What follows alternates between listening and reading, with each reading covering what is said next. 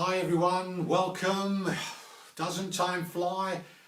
This is the last, sadly, of this series of readings of HellWard, the cantos, and this is the last of those 12 cantos, Canto 12. I'm so pleased to be here with you now and to be sharing this with you. And for those of you who've been following this from the beginning, you will know we kick off in hospital, we're dying of cancer, we recover from that, but we go through these various wars, we meet various personal problems along the way and people, and then we move into what I would call the more public domain of politics, of Brexit. And in the last canto, Canto 11, strangely, as we head towards the depth of hell, the very core of it all, we met false poets. Now, in the last canto of all, called Philosophers, we meet the false philosophers. And it was Theodore Dalrymple who said, "I suspect that intellectual error is at the root of most evil." So that is why I personally feel this is such an important issue. In fact, if we go into the world today and we see all these protests, all these marches, I'm not saying they're all wrong, but some of them are clearly wrong because people are marching for quite different and opposed reasons. And so intellectual error leads to actions which leads ultimately, in some cases, to very serious evil. And what I'm doing in this canto is I am actually identifying 3 philosophers who, one way or another, in my view, have misled the world. So, Canto 12, Philosophers, from HellWard. How dire contamination is. If language proves false, how disinfect the stench of words? Or how restore the love that's heaven's message for what it is, ignored or never heard, as down the stream of Lethe flows away even the very souls of would-be bards. The colour of my own sounds now seemed grey. I tried to help her, but how weak I was. Despite my shout, her verse had gone astray. Not knowing Apollo was not bypassed, or that his daughters could not be defied.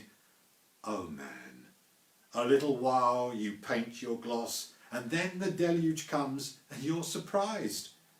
All things in Lethe's river meet their end, and only those who seek the gods survive. Woe, and again, to them who laugh and spend their one and only time imagining glory, some victory to which their life will wend and vindicate their choices and their story, abandoning all belief in power above, to be in such depths where there's no word sorry, yet feel its absence, that absence of love completely. Dante sensed my grief and now drew close to comfort, give me what I craved in all this dark, that still heaven exposed something more precious still. All was not lost.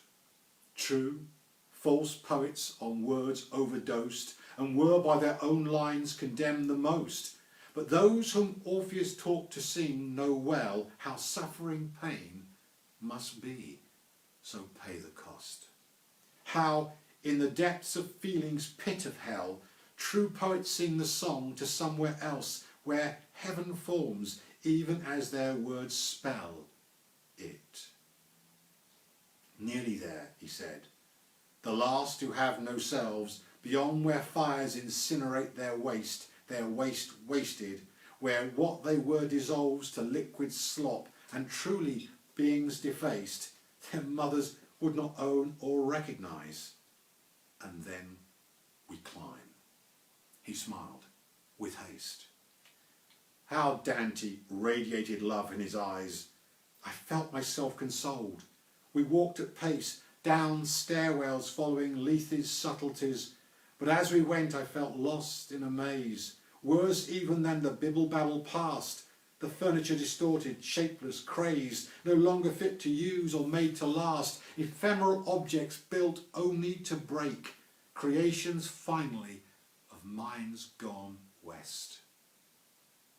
And Dante knew my thoughts, what questions raked my being, struggling here to comprehend this ward where ovens thaw through those half-baked. Be careful, Dante said, for here's the end of hell itself in your world. The last test, philosophers whose ideas never mend or heal a single soul, rather as pests, cockroaches scuttling in cellars below, they quarry till your kitchen is their nest. Too late then once inside to bid them go, infesting food with filth and puke-fed bugs, all right-thinking folk shun and disavow. He would say more, but some twangy sound drugged anthemic dirge narcoticizing the air. One corpse in the corner with 4 holes plugged by bullets sang about, imagine there is love, no heaven, and he said no hell, but peace. And all the sages joined his choir, and everything utopian would be well. Yet, as his bass played and his ditty rose, I sensed at first what soon was a sick smell, and I recoiled, my hand up to my nose, for there all wisdom's rot was in one song, whilst Homo Lemon simply decomposed. Or how could such philosophy last long? The ward now shook as if some earthquake might compound destructions that were going on, so Lemon, melting, became walrus-like in feature, till the notes he sang all flattened, and sound found silence as he lost all light. No more the walrus even, for no pattern of what he had been remained in that ward. Author and song, all being was unwritten, each note unpicking his quickening chord. Be clear, said Dante sternly. There's no hope for those who think their efforts earn rewards. They've only one line, and that's Judas' rope. I look confused. But surely we all expect our work to show our best side up. Deep quiet followed in breaths I could count, then felt a scorn more withering than before, which pained me with a sense of deepest taint. Now Dante turned, with such conviction sure, has heaven only powered its top pitch. Until you drink pure milk, there is no cure. Strong food's no use for a malnourished wretch. Why gobble down and not discriminate, only to find what you consume's too rich? For here truly the food is food to hate. Seemingly solid fare, seemingly good, prepared to feed you, lead you to their fate. This Sergeant Pepper's pipes over this wood with flimsy overtures to entertain, but he's a junior of this fatal brood. See captains, colonels with more potent strains. Singers seduce the simpletons with tunes, but soldiers of the intellectual brain, I will not deign to call it mind, use runes, inventions, symbols of their own desires to mark their rank, and one himself impugn with failure, as if their failed wares could substitute for the great cosmos formed by him from nothing and his heart of fire, the one whose word, how majestic then, calmed chaos self. Dante appeared as if his blazing thought had detonated qualms, killed doubts, exploded all their sophistry, and righteous in his rage the wards of hell trembled, for judgment terrible and swift already worked its unbreakable will. But now, ahead, an interruption beckoned. A fading soul cried out, greying, female, defiant too, but here more than she reckoned with. Help me! Words I thought aimed at us, but as I looked, her mist-like grey changed, blackened, as did her language. You fuck! And every cuss known. I'm repressed, and no one is free. Women must choose. Fuck them too. They're all wuss. But me, I am the daughter of destiny. I've cut down men. It's easy. No right tit. So with my bow I shot the great Achilles, missing. Then that hot bot got in my slit. Hell, what a weapon wielded. Struck me with, killing me. But as he did, that was it. We fell in love. but I was dead enough. Only my carcass screwed man after man, but I adored the rough, sterile stuff. At this she paused, to cover up her plan or part thereof. But who was she, and why trapped here? Said Dante, here's an Amazon, who not for sex suffers and all the guys seduced or those abortions in her bed, but rather first her sick philosophy. Her ideas drew women from womanhood, some sister posing in her prophet's part, or siren wreaking havoc in their heads, till on the rocks of crashed and lonely hurt she left them, while she, other fish to fry, practised infamy as fame's whoring tart. Look! Her great cries all of liberty, enslaved herself by every known lust, and most of all within, cosseting envy. At these last words she turned, her jaw upthrust in proud defiance. You giant poet, I've heard of you, so fucking you's a plus, but nobody there is your cock-sucking midget. He's nothing, no one, never in your league. Why bother? I'm here and real and not frigid. We could explore my fetid fig, then write a canto undermining men, manhood, and prove, let's face it, they're all pigs. And suddenly, though welded to dead stone, she sprang forward, attacking, her whole frame a projectile at Dante, aimed and thrown. I flinched, dazed, too slow to shout his name, and warn him to avoid her vicious blow. But he just stood there, impassive, the same, as her clenched fist smote down with all its show of force, and as it did so, vaporized, for she'd become virtually nothing now.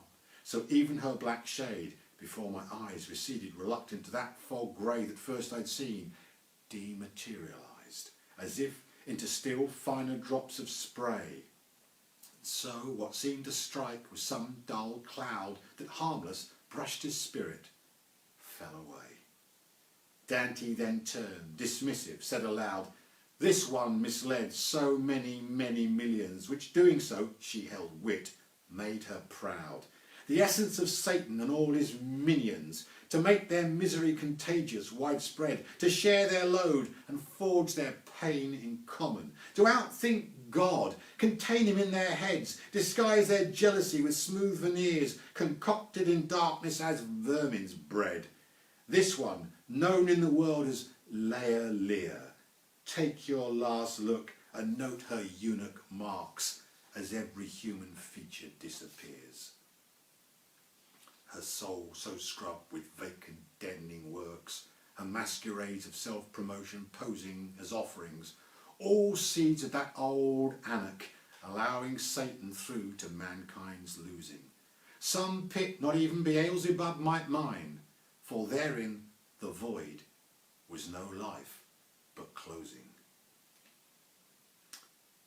I had to move on, running out of time. Since if I stayed much longer in these wards, prolonged exposure, would their thoughts be mine?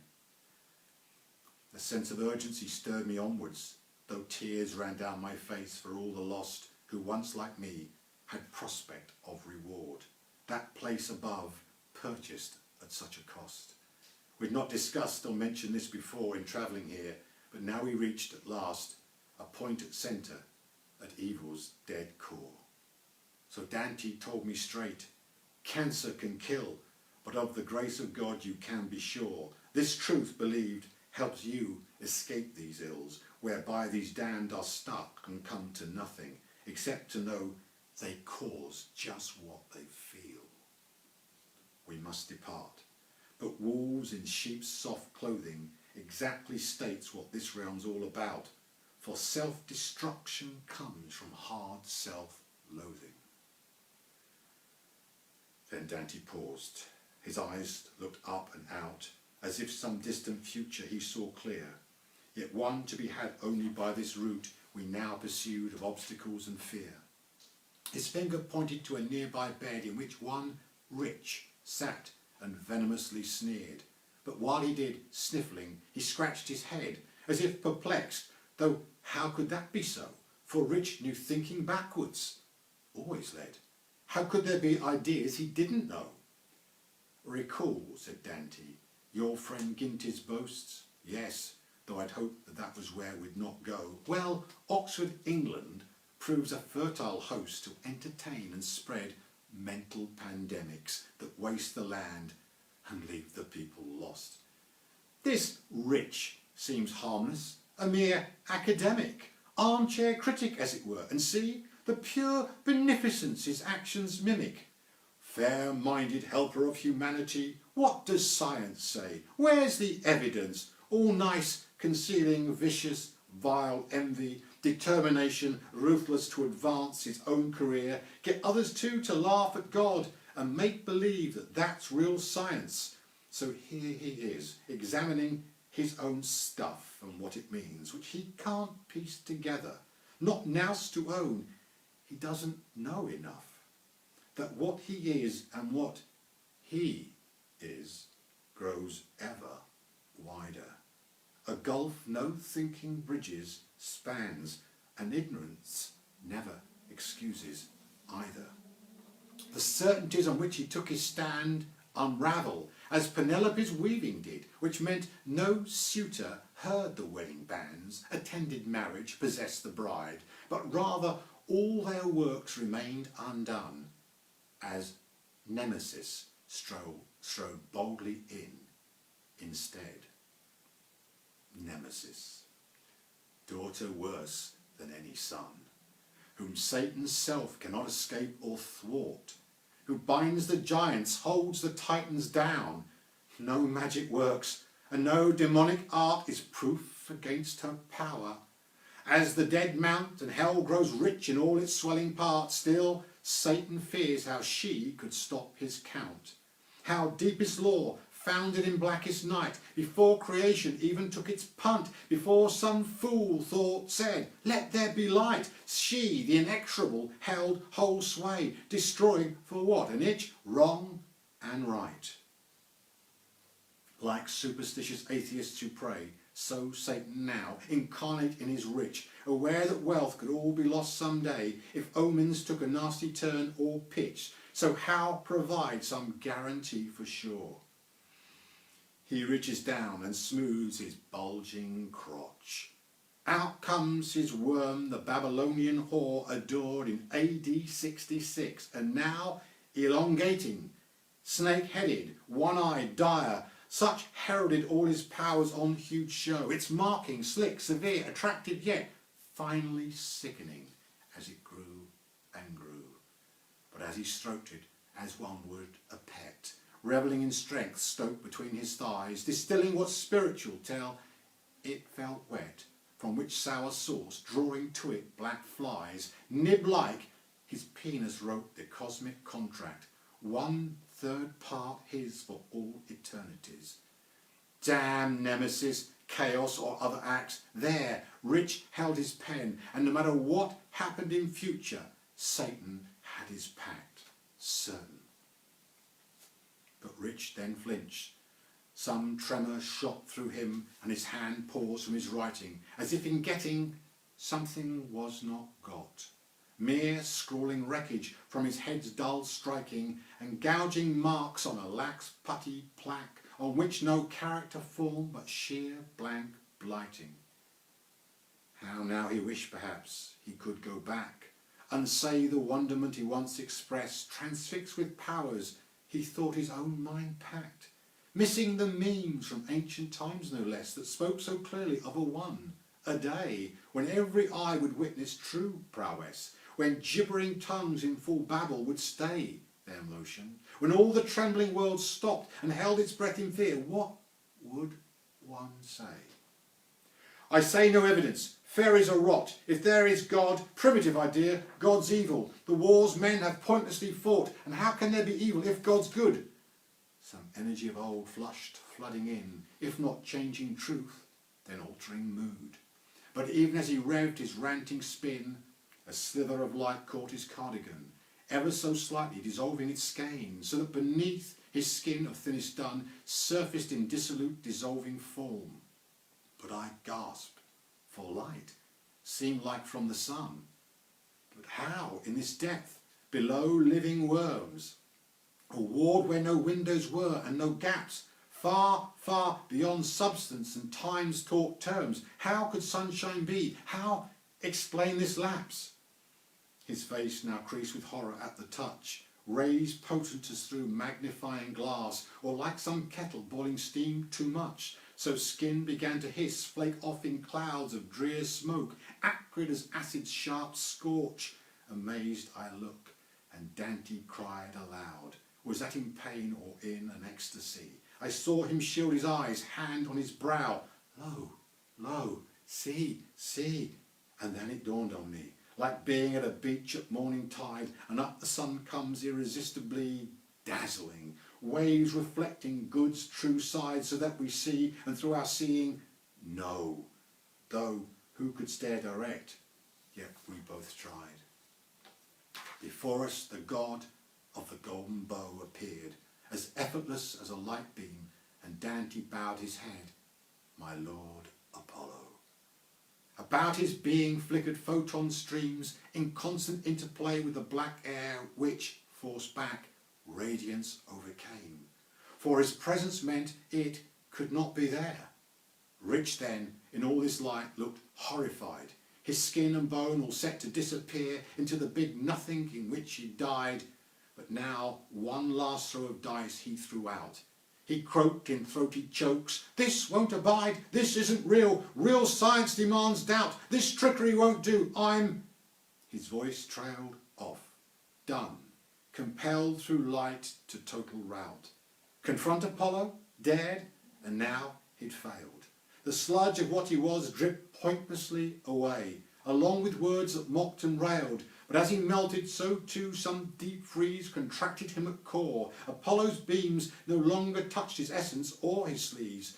Shuddering within, his presence all condemned, as absence now began to eat his lies. Soul stacked in ice, as by fire he's consumed.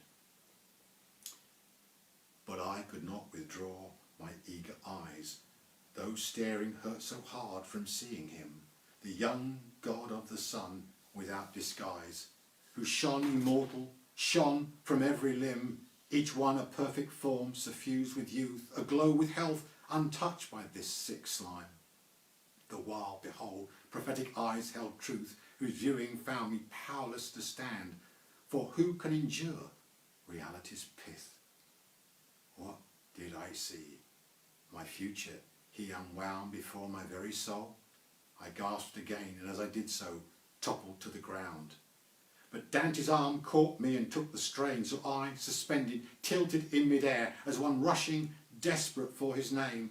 How long I do not know, but sounds of prayer surged forward from within my deepest part. But what I thought inside now pounded clear as thunder, lightning stir in truest hearts, foreshadowing rain's new life that is to be. Apollo, my heart cried, teach me your art. I always honoured you, my destiny. Inspire me now with that full Orphic load you gave your son in hell to now give me. And as my prayer completed, a road, subtle, unseen, which I had not known before, became apparent and only just ahead. Apollo seemed not to move, but I swear his head turned. On his face some slight smile, as if encouragement to bless me here. Dante, impatient, urged me on the while. We cannot stay. Apollo's shown the way. Through him you quit this morass. Find your style, as once long ago I too was raised. Beneath my feet some tremor pulsed its quake, portending Sodom and its end of days. Tempted, I forced myself to not look back. I knew the penalty that would incur. Orpheus suffered as he turned on his track and doubted death's word he'd release his soul. Her whose beauty outweighed the whole universe, straying behind him, never to be there when light struck flesh emerging from hell's curse. His own soul fading, lost amidst the wraiths, and no song strong enough. What could be worse? But Phoebus had smiled, urging I had faith. Beside me too immortal Dante lived. I fixed my full will on the living path, wrenching my being from all that's depraved, the vileness of myself seen in these wards, praying as I did so, I could be saved, that mighty Phoebus and one greater Lord might hear my plea, and in this desperate strait, O God, I might come to where I am purged. The ground lurched, gave way, for time would not wait. These wards were due to sink down in their lakes of fire, and I must leap to miss their fates. I heard behind chaos like timber crack, and then perpetual ruin, as if mad asylum-bound souls screech for their own rack. But I, on a solid stairwell, now stood, weeping. Who could not, at such loss of good? Thank you for tuning in.